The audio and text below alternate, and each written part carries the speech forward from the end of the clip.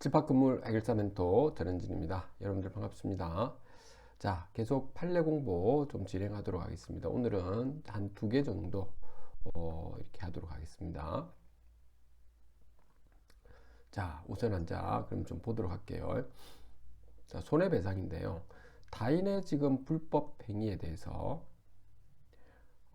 과실에 의한 방조를 이유로 공동불법 행위의 책임을 지우기 위한 요건이라고 되어져 있습니다. 자, 방조를 했다라고 하네요. 과실에 의한 방조. 이게 방조랑 여러분들 방치랑 차이점 아시죠? 방치했다라고 하는 거는 이거는 우리는 반대말로 볼 수 있는 거죠. 방치하는 거는 그냥 둬버리는 거고, 방조했다는 것은 타인의 불법 행위에 대해서 조금의 도움을 주었다라고 하는 거로 보시면 되겠죠. 그 요건이 어떻게 되느냐? 그 다음에 방조 행위와 피해자 손해 사이에 상당 인과관계가 있는지 판단하는 기준이 어떻게 되느냐라고 하는 거였고, 타인의 불법 행위가 계속되는 도중에 공동불법 행위자의 과실에 의한 행위가 이루어진 경우에 과실에 의한 행위와 그 이전에 타인의 불법 행위로 발생한 손해 사이에 상당 인과관계가 있는지 여부, 이걸 또 그러니까 지금 현재 결국에 여기서 말하고 있는 인과관계가 있는 건지 상당한 인과관계라고 했습니다. 상당 인과관계라는 이 말은 직접적인 원인 결과 관계가 있는지 이제 이걸 물어보는 것이죠. 한번 봅시다.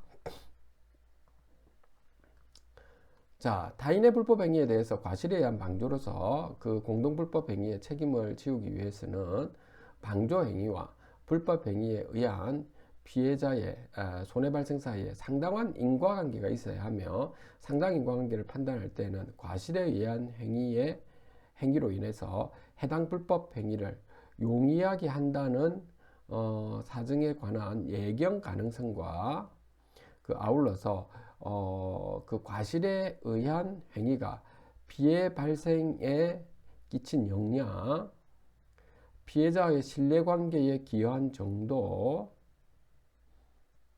피해자 스스로 쉽게 피해를 방지할 수 있었는지 없었는지 등을 이런 것들을 종합적으로 판단한다라고 하는 겁니다. 자, 그렇기 때문에 이런 우리 예견 가능성 끼친 영향 한 가지만 본다는 게 아니고, 이것이 다 복합적으로 보는데 이게 또는이라는 거 하는 게 다 고려한다는 겁니다. 여기서 이 네 가지 중에서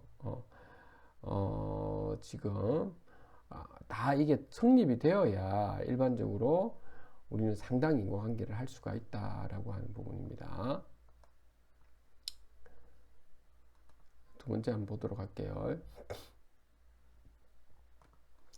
공동불법 그 행위자 1인이라고 하여 그 자신의 행위와 상당 인과관계가 없는 손해에 대해서도 당연히 배상 책임을 진다고 할 수는 없는 것이고, 타인의 불법 행위가 계속되는 중에서 공동불법 행위자의 과실에 의한 행위가 이루어졌다면 특별한 사정이 없는 한 그 과실에 의한 행위와 그 이전에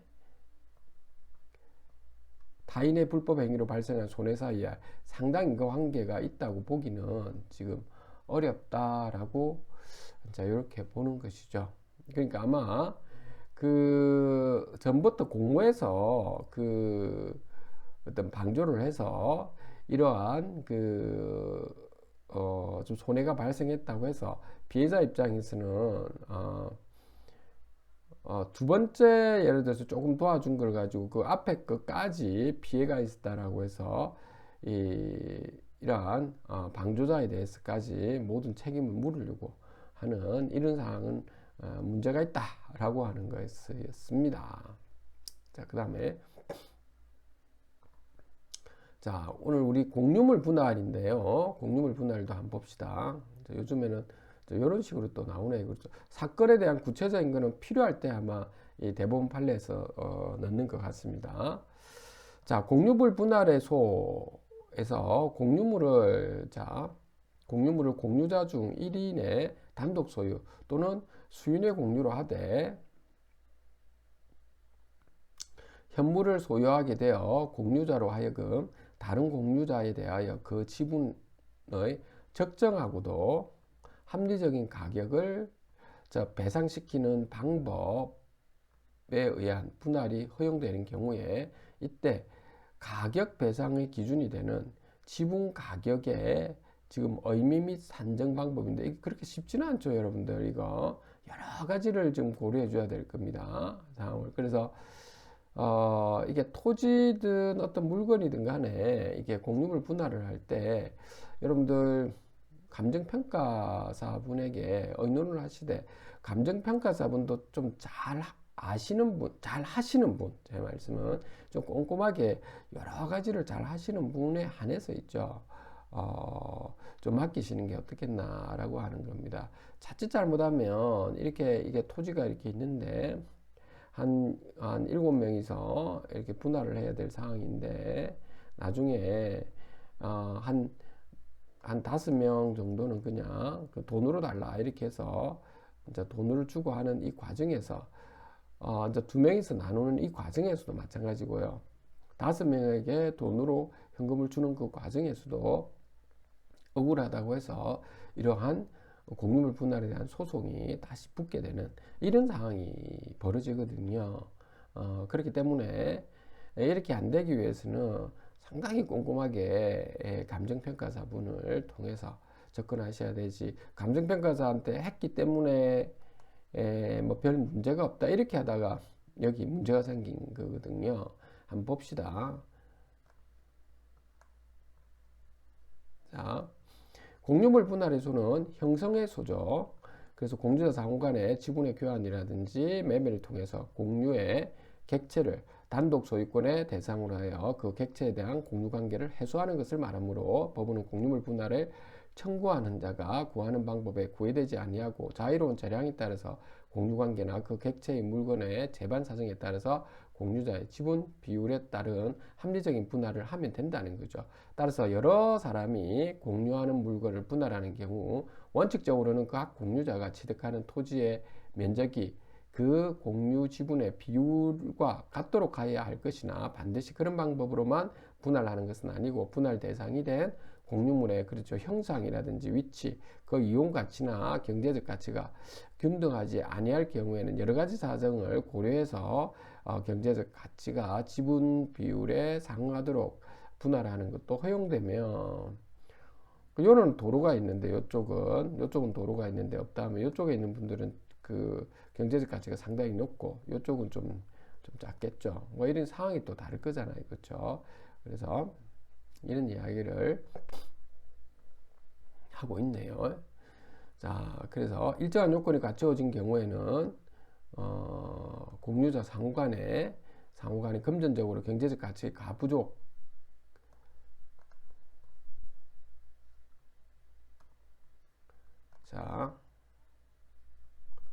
자 여기서 보겠습니다. 자, 나아가 공유관계의 발생 원인과 공유지분의 비율이라든지 분할된 경우의 경제적 가치라든지 분할 방법에 관한 공유자의 희망 등을 여러 사정을 종합적으로 고려하여 지금 당해 공유물의 특정자에게 취득시키는 것은 상당히 인정되고 다른 공유자에게는 그 지분의 가격을 취득시키는 것이 공유자 간에 실질적인 공평을 해치지 않는다고 인정하는 특별한 사정이 있는 경우에는 공유물을 공유자 중에 1인의 단독 소유라든지 수인의 공유로 하되 현물을 소유하게 되는 공유자로 하여금 다른 공유자에 대하여 그 지분의 적정하고도 합리적인 가격을 배상시키는 방법에 의한 분할도 현물 분할의 하나로 허용되는 거죠. 이때 그 가격 배상의 기준이 되는 지분 가격이란 공유물 분할의 시점에 객관적인 교환 가치에 해당하는 시장 가격과 매수 가격을 의미하는 것이죠. 그래서 그 적정한 산정을 위해서는 분할 시점에 가까운 사실심 변론 종교일 기준으로 변론 과정에 나타난 관련된 자료를 토대로 해서 최대한 객관적 합리적으로 평가한다는 거죠. 그 객관적인 시장 가격, 매수 가격에 해당하는 시가 변동을 변동 등을 일체 고려하지 않은 채 이렇게 감정평가에게 의존하면 안 된다는 거죠. 그래서 여러분들 여기 보시면 그 감정평가사분들께서 잘하시는 분들께서 이걸 알고 있을 거라고 봅니다. 다 이 시험도 치고 있어서 다 알 겁니다.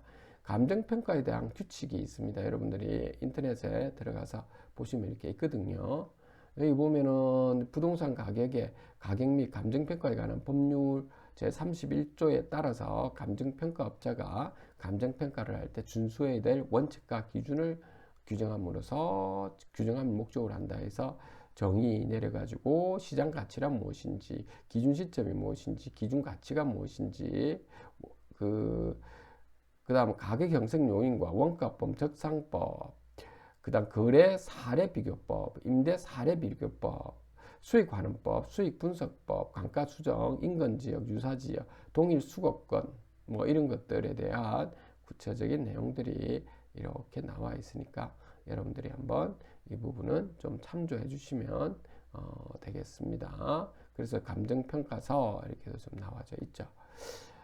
자, 오늘은 그래서 여러분들 여기까지 하도록 하겠습니다. 집 밖 건물 해결사멘토 전은진이었습니다. 감사합니다.